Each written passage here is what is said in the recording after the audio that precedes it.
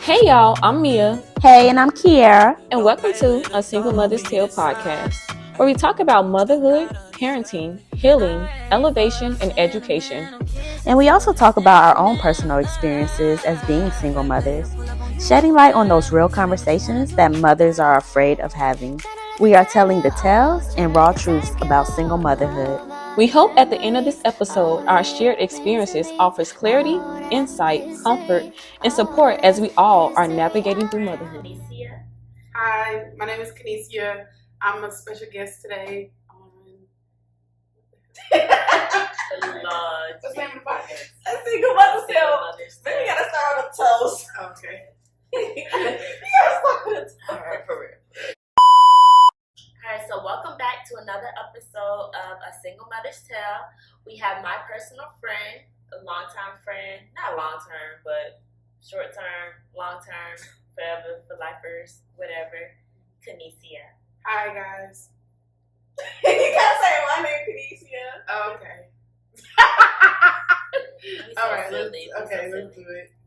But yes, she's here to join us today because we have some interesting topics and we just want to hear from an outside perspective of someone who is not of child as of yet. And so we just wanted to bring her along today. I'm excited to be here. I'm so sorry. She's so silly. Okay, so today we'll be talking about parenting and postpartum depression. Just, sharing our experiences with parenting and postpartum depression. So I know you have a lot of siblings and sisters. Yes. A lot, but So parenting, like how has your experience been with being an aunt and seeing your sisters go through parenting? Okay, so I actually have 9 nieces and nephews. My oldest sister has 5, and my youngest sister has 3, and then my brother, who's already passed on, he has 1. And so it has been an interesting experience, very hands-on with me, because my sister was a teen mom, and so when she had her first son, she did experience postpartum depression. And during that time, I spent about 2 weeks spending time with her son after she got out of the hospital, because she had postpartum really bad, and then she also had like a couple of complications after having him. And so I was in college, and I would spend the nights with him when nobody could be with him during the day. And so it really gave me, even though I'm not a mom, it really gave me a hands-on experience, what it is like to parent a newborn baby at their earliest ages, because he was so tiny because he was born early. So, and then my oldest sister, there was actually one point where I actually took care of her child for like a year and a half so she could finish school. And so I didn't necessarily go through the process of giving birth, but I have had those motherly experiences with them, and I have and I have a really close relationship with all my nieces and nephews because and just always, like, one of my nieces, I'm actually her godmother, so actually playing that second mother role to her, and then also being a godmother to my what's this child name? I can't remember. My bad, y'all. I have so many. Yeah. So why can I remember her name? Taylor. She's my oldest goddaughter, so it's my best friend's daughter. Being a godmother to her, and and then I have another goddaughter named Eternity. So I played a mother figure in different ways, different variations. And so you also provide that experience or that perspective of just a support system. Yes, definitely a support system because both of my sisters were single moms. One of my sisters, she's no longer a single mom. She's married now. So I'm really happy for her on that. And she's actually a stay-at-home mom, so that's fantastic. So she's raising her 5 babies. Well, actually, as of today, she's no longer a stay-at-home mom. So I'm actually happy for her because her twins just turned 2, and so she's actually having the opportunity to, even her son is almost 1 year old, being able to transition and go back into the workforce after finishing up having her, finish her family.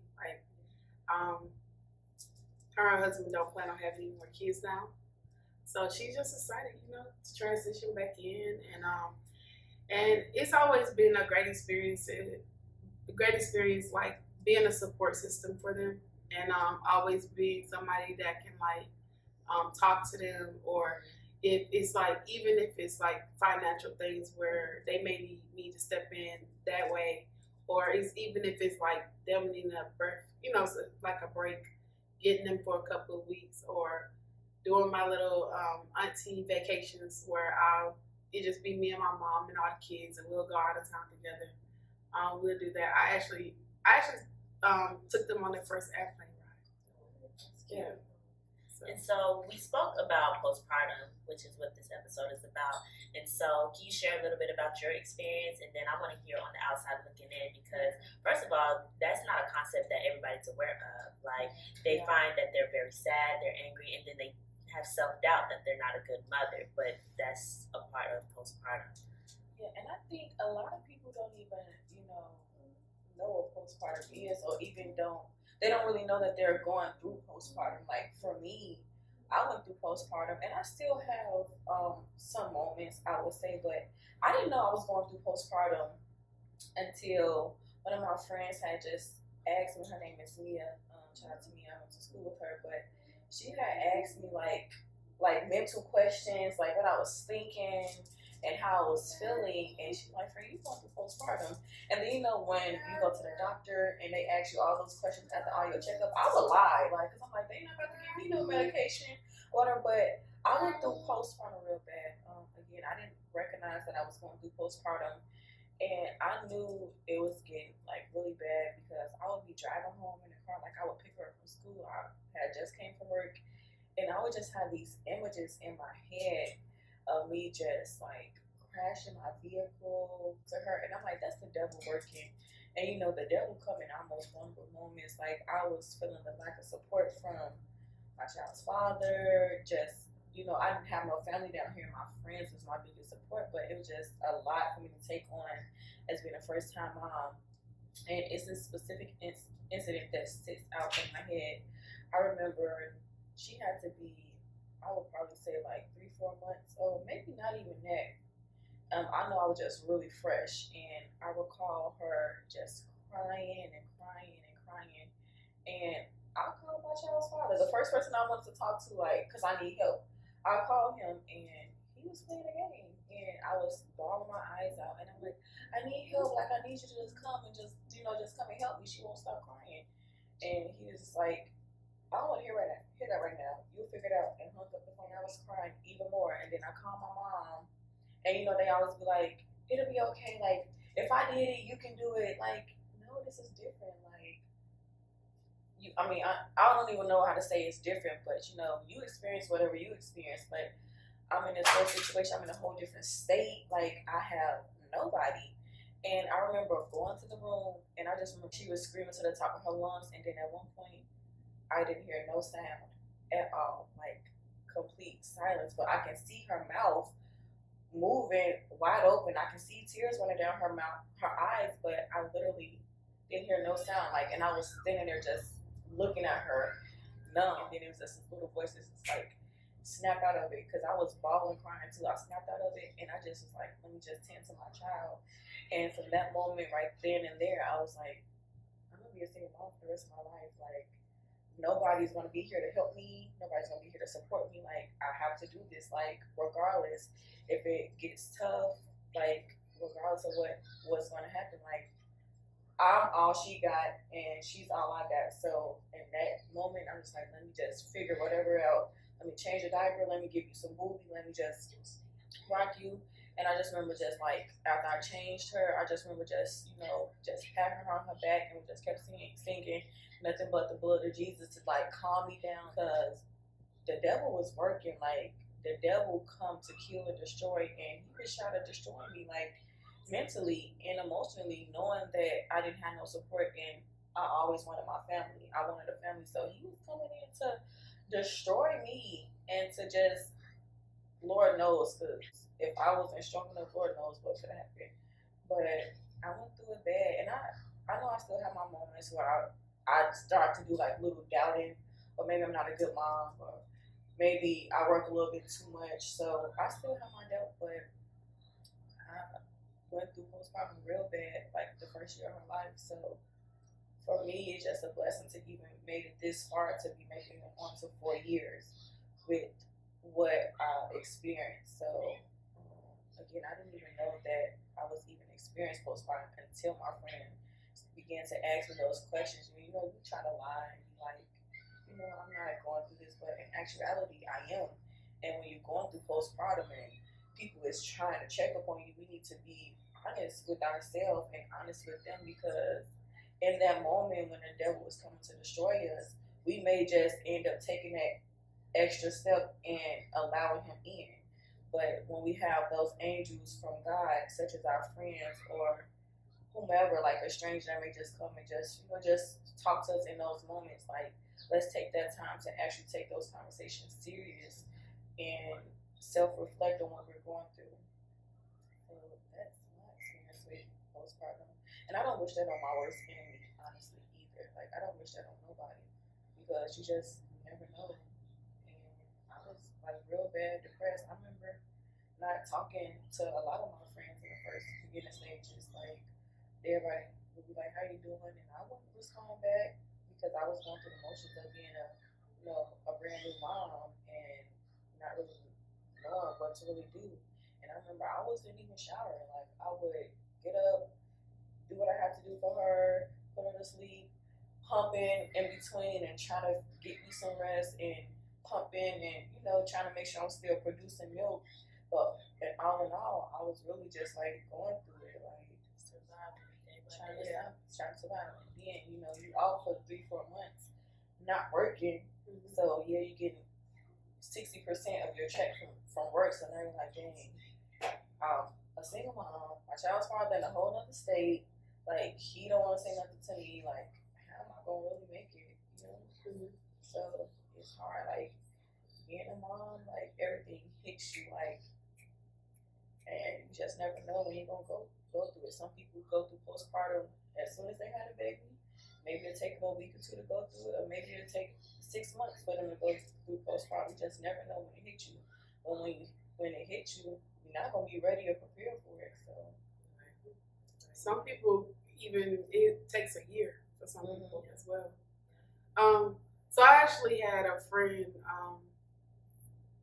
and she's a single mom as well, and the father of her child, he came, like, when she gave birth, he came around like just one day, and then after she had the baby, he like completely ghosted her.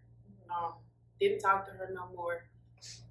He didn't talk back to her. I believe to the baby term. I think the baby was like 3 to 4 months when he decided he wanted to talk back to her.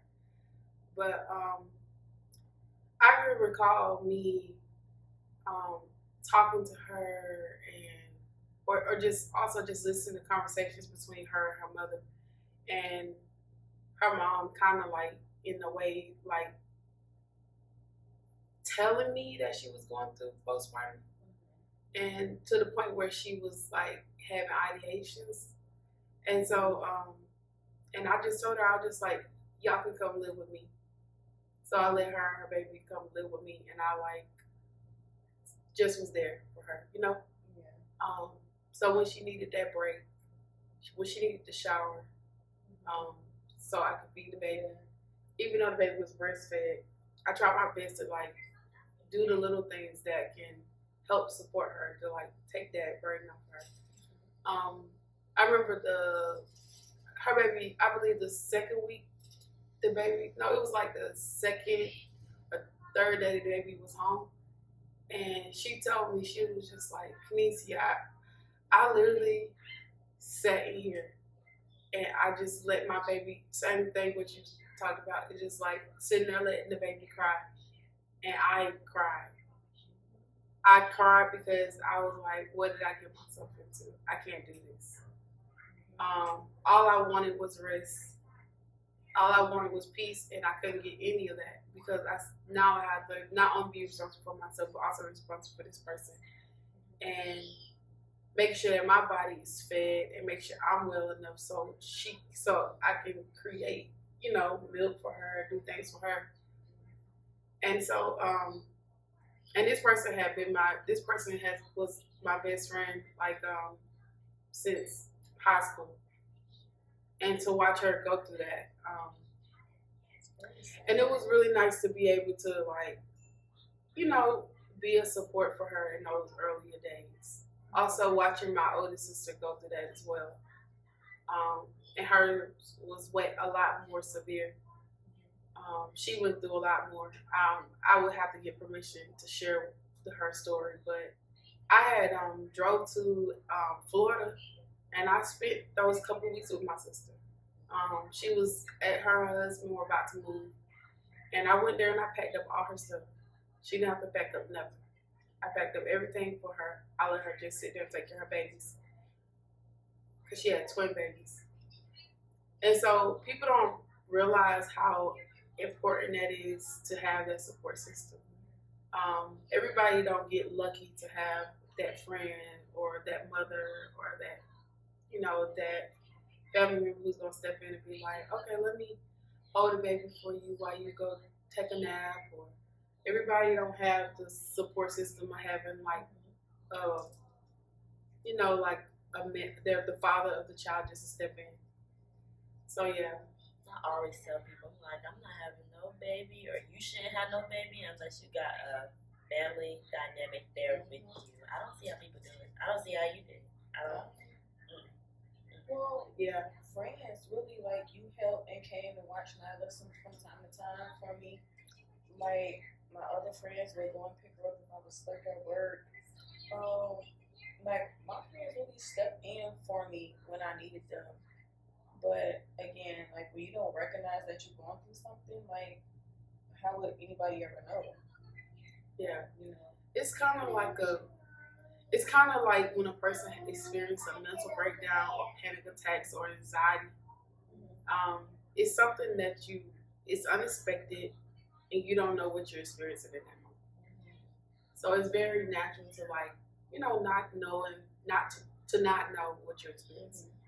Yeah, postpartum depression, I mean, it's just like regular depression. You don't really know you're in it until somebody else acknowledges it. Like, you're not being yourself. You don't look well. And so at that point, you have to reach out for help. You have to identify, like, wow, what are the factors that's causing me to feel this way? And you have to give yourself grace. You just have to give yourself grace. And I know it's really hard, but I know I didn't personally experience postpartum depression, but just me being a therapist, just hearing all the women and what it can do to you, and we see it on social media, like women killing themselves or killing themselves and the child. It's just a lot. So, especially the killing the child thing.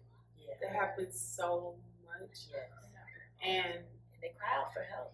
They do cry for help, and people ignore them. But first to judge. First to judge when they gonna plaster the mama's face online. You shouldn't have did that because you she have drove children her to worry baby. about. All this, but I cried for help and nobody believed me. You know, reaching out to family, but nobody believed me. Like, yeah, and that's something that we don't talk about much. Is like people in the Black community, mental health. People try to ignore it so much that you need to just give it to God. You need to pray about it, but you can't pray.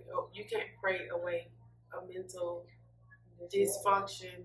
You can't pray away a mental alteration. You can't pray away for those things. But what people can do, they can support it away. And that's what people miss, that part. So, and to talk about it and just keep talking about it. Yeah. But it's good that you have friends that's supportive of it, and it's good to have mommy friends that can help you get through those tough times, and we can share our experiences or their understanding, so if they know, hey, we need a break or anything, or they see like signs or something is off, that their mommy instincts like immediately kick in and know like what we need to do or what to do in order to relieve some stresses for you. So Yeah. Yeah. So my one of my best friends, she clearly her kids are older now, but she still go through those times where she feel overly stressed about, dealing with them and stuff like that. And I try my best to be there. Like whatever it is, no matter how small it is or how big it is, I try my best. Like especially when it comes to my goddaughter. Oh, you stressed because she needs some new shoes? Okay, I'm gonna send some in the mail. She need my goddaughter be growing. Oh my god, it's insane. Like she started off in a size 16. Now she in the 20. Like in her feet and clothes. And then at the beginning of the year she was a size 8 shoe. Now she's like a 9.5 in women. So it's just like even those things, that support. It doesn't stop. Yeah. So yeah. God don't bless you because you have a genuine heart, and just for the simple fact that you're taking time out of your day to support your friends, your family, and you don't have to. And nobody's even asked you to. The fact that you want to be that support for them, like God is just going to continue to bless you, regardless, because you have a pure heart. Like you put others before yourself. So, and that's good. Like she bought me some Kimberly some pull-ups today. She said she was gonna get a little 10-pack, got a whole thing, whole caseload. Yeah, because I just feel like it's just like just the little things that you can take off a person's plate. You just bought y'all a brand new house, decorated nice. Somebody step in and give you a little something. Ain't nothing wrong with it. I don't have no kids, so I got dogs, but those kids. They're expensive too. Yes, in their organic meals. Yeah. It's really the little things that matter the most to, I would say, mothers or people. Well, I know for me, the little things matter the most to me. It's not about the big voila or the fancy stuff that you can buy me or give me. It's the small things that matter. If you can, wash my dishes, like my friend Brittany too, like when I first had Nyla, she came over, like she washed my dishes, like she assisted with cooking, just like the little things, like, and I love her that. Even Kiara, like, give me a break, I'm gonna come watch Nyla, and like I'm just seeing her chilling, like a break for whatever I need to do, to shower, to get my mind together, and just to have those friends to be there for you in the midst of everything that they have going on. So it's just a blessing, And again, I don't wish postpartum on nobody because it's not a good feeling. Like it's not a good feeling. I got stories for days on what I've been through, and I can't even begin to think or what helped me because I don't truly know what helped me. I know that I read a book about postpartum, and it had you like dissecting your feelings and going through your thoughts and processing it, but I couldn't even say that that's what helped me. I prayed, every time I would have those thoughts, I would say, nothing but the blood of Jesus, and know that in my heart, like I would never do nothing or anything to harm myself or harm my daughter. So I don't even know where to begin to even give advice on how to cope or deal with this issue. And there's no amount of medication that you can give somebody to deal with depression or postpartum depression, because postpartum is a whole different breed, because you're going through the feelings and phases of not feeling like yourself anymore, because I went from having a flat stomach to having a big round stomach of having a baby. Then I have my baby. Now I got this fupa and my stomach is just hanging. My body don't look the same. My boobies don't feel right. I'm feeling down. I'm having to do everything on my own. You don't have that much support. Your family's in another state. You still have to work. You still have to pay bills because bills don't stop. Then you have an innocent child who just been born, who don't know anything, and the only voice that they hear or know is yours, and the only way that they communicate is by crying. And you have to go through every step with, let me change their diapers, still crying. Let me feed them, still crying. Let me bathe them, still crying. Let me change their clothes, they're still crying. Let me give you a massage in your hair, they're still crying. So we're going through phases like, what's wrong? Like, why can't you talk to me? I remember screaming like, just talk to me, like say something, like Nyla, just say something. But she can't talk, and she's talking, she's communicating to me in the best way that she know how, but I don't know what's wrong. I remember that she didn't poop for like a week straight, and taking her to the doctor. I'm calling. Nobody knows what's going on, but because she's a breastfed baby, she don't poop like she's supposed to. So it's normal. Or I remember her stomach being hard, and they was like, "Oh, she filled with gas. You know, it's nothing that you can give an infant to assist them." So now I have to deal with the yelling and screaming. And my friend mom was like, take a little bit of baby water, put some baking soda in there, shake it up, and give it to him. And it will leave. When I say it will leave, but the gas, it will leave everything, and it was easy. So it's just, you just need people to step in and say the little tricks. That's one thing I'm super super grateful for. That when I do experience being the mother, is that I have my sisters. I know for a fact going to be there for me, because we've always showed up for each other. Even our mother, like my mother don't play by her grandbabies. Mm-hmm. Like she love her grandbabies, and my grandmother is also very supportive. My grandfather, just those people that you always can call on the phone and be like, they got your back, you know. So whenever I do enter into that world, I pray, and I can foresee myself, especially I'm the type of person, like if I go through hard times in my life, I am one of those type of people who experience like mental what you call that, alterations. I be having like hella anxiety, panic attacks. So I can only imagine that becoming a mother, I would also experience the same things. Mm-hmm. So I just pray that when that time do come for me, I just make sure I have everybody in line. But one thing, just run this video back. Comment, because I was ready for this. Yes. I'm prepared for this. And yes. I don't believe that you'll have those mental, alterations, because strongly desire. Yeah, you strongly desire, and you've been a big support for other people. You've been a support system, and you have one-on-one, hands-on with people who experience that, and you know what helped them. And so when you do conceive and you finally have your child, that I think you're going to have a great experience, honestly. And then you will have that support. You are going to have that support, because everyone that you've been a blessing to is going to show up 10 times more for you. So yes, especially my mentees.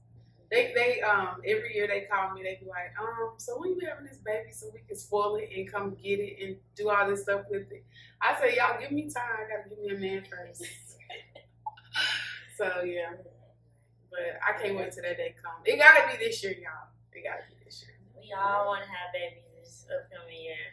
Got to. That ain't what you just said yesterday. Yeah, we need to go ahead and knock it out. We can be I knocked it together. out. I got 4 years strong. Right, but if she's starting to get old, it's time for you to just go ahead. The way that IUD set up, it still got 9 more years clicking on it. That's a lot of years. Girl, you don't want a baby that you gonna be so upset you wait that long. Yeah, I'm not trying to start already. I do want another one. I really do. I want 2 more, but if I'm gonna be a single parent, I don't want another one. If I gotta go through what I went through, I don't want to have to go through that. And especially with her being the age she's at now, and they're a sponge, and she's understanding, I don't want her to have to see me being unhappy or going through depression or anything like that. I want her to see me at my best. So the next time I do get pregnant, like, I want to be with my husband.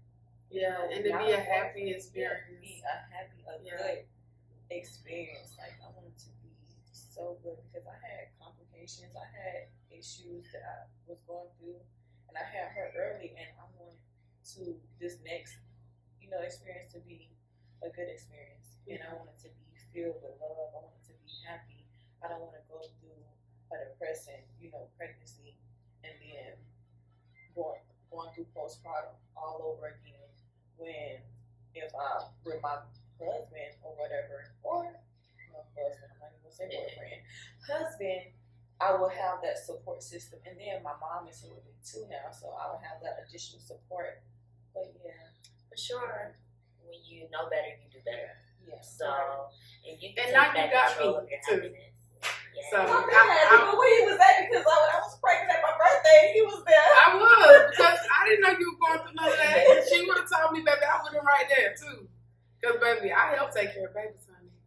There's been plenty of times our baby done laid on my chest because somebody didn't need to take a nap. There's plenty of times babies have been at my house because somebody need to take an exam. There has been plenty of times where baby have went to school with me because my sister was in her final weeks about to graduate from college.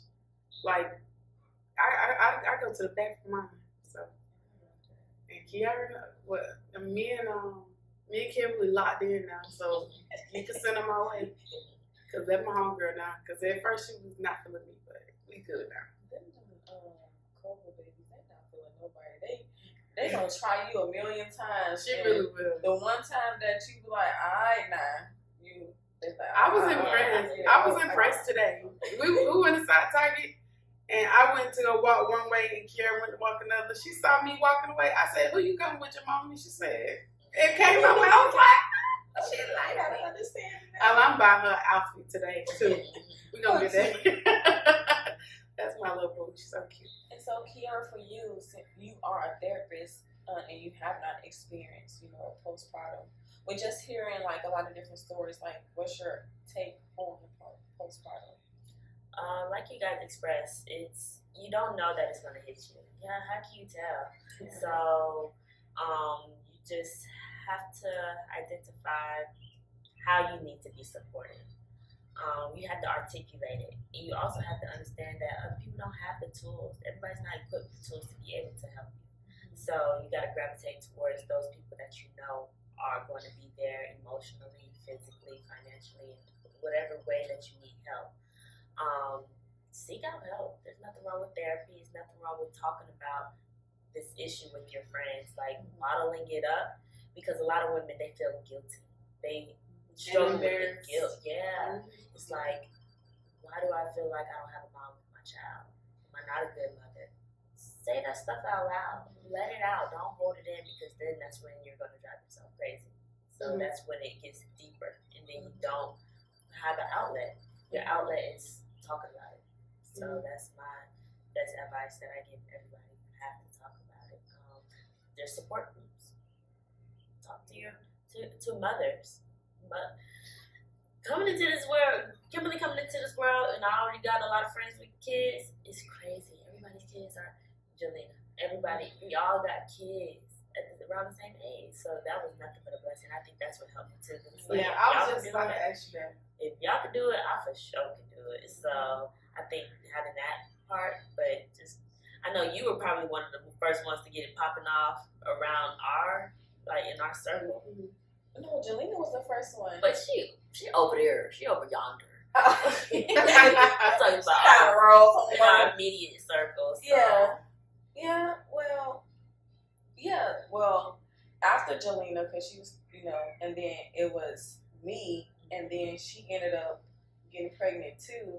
I want to say a couple of months. Yeah, because Janai birthday be coming up here in March. Florida. She was in Florida. Yeah. And she could be on this too, because she went through it rough too. But yeah, she was pregnant, and then boom, come Kiwi 2 years later, or a year and a half later. And so it was just really good though. I love the fact that our mommy group is good, because they're best friends. They can grow with each other, and that we are a support for each other. And so it'll trickle down to our kids to be that support for each other. So I really love that. And I like that we try to do a lot of mommy activities and keep the kids in the know with each other.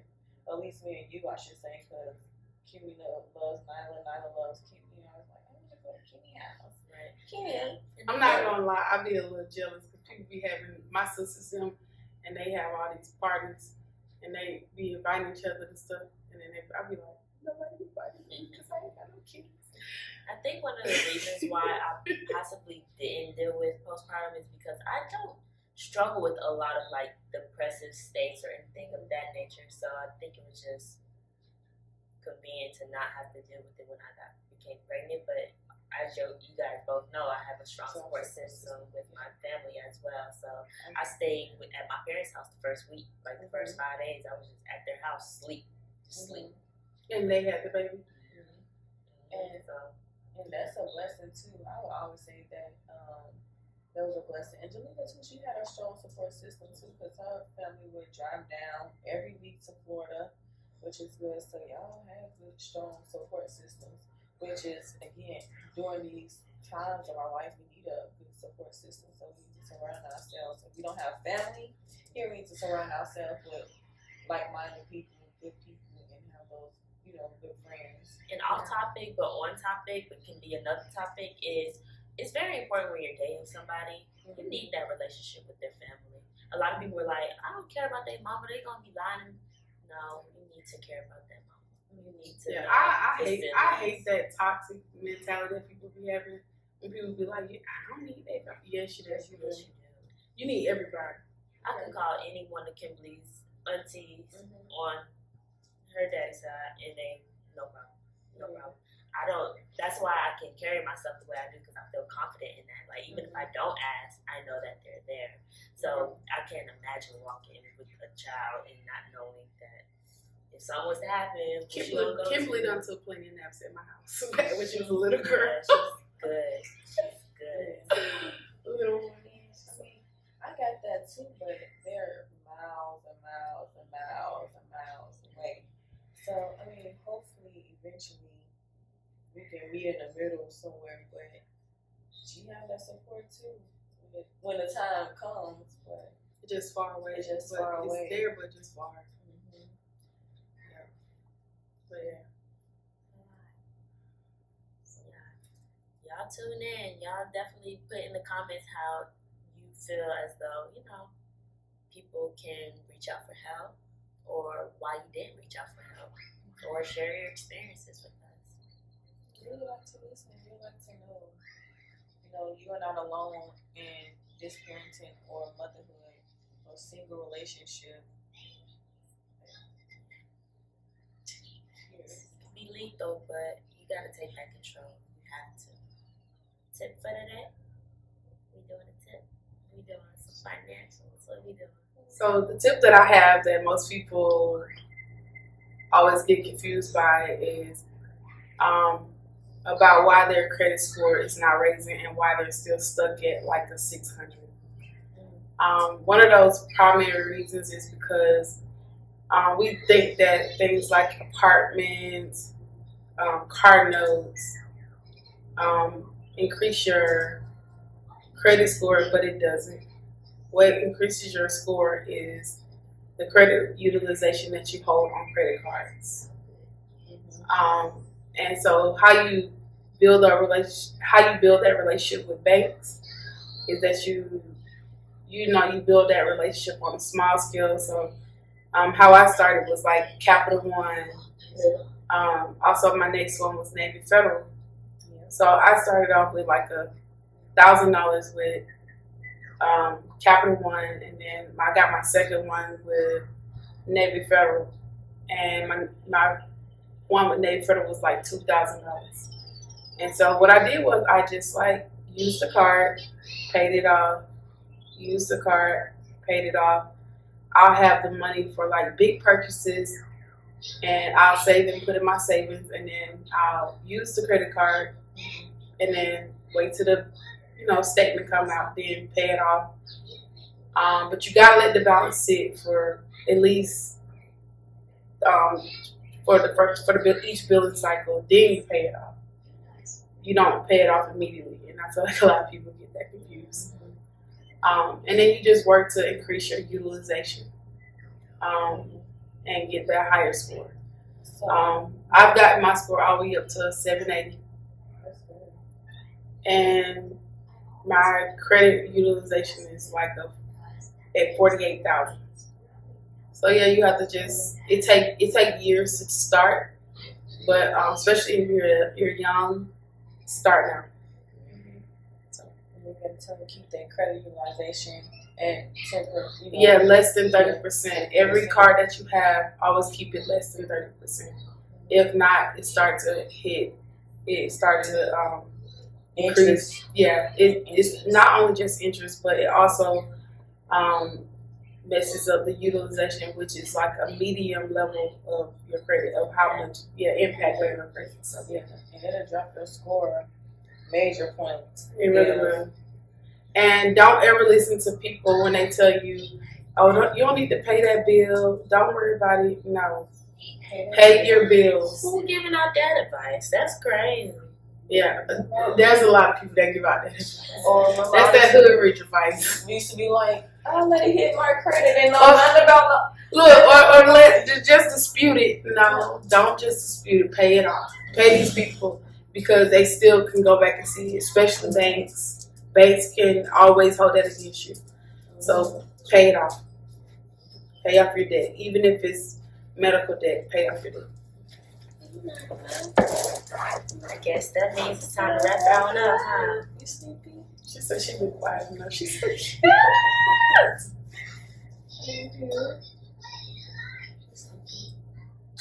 Well, that wraps up another episode of A Single Mother's Tale. Thank you so much for tuning in. Like, subscribe, comment, be kind. Let's love on each other.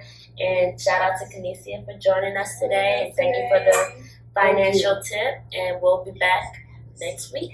Love you guys.